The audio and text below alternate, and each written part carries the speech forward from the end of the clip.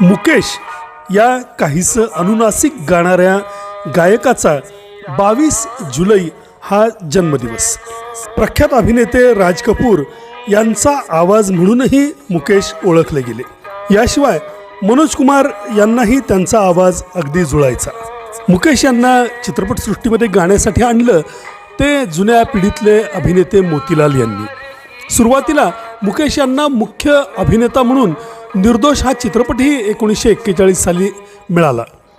नामांकित गायक KL सहगल यांचा त्यांच्यावर प्रभाव होता. 1959 सालच्या अनाडी चित्रपटातील सब कुछ सीखा हमने या गाण्यासाठी त्यांना सर्वश्रेष्ठ पार्श्वगायनाचा फिल्मफेअर मिळाला. तर 1974 साली रजनीगंधा चित्रपटातल्या कई बार यूं भी देखा है या गाण्यासाठी राष्ट्रीय फिल्म पुरस्कार मुकेश यांना मिळाला.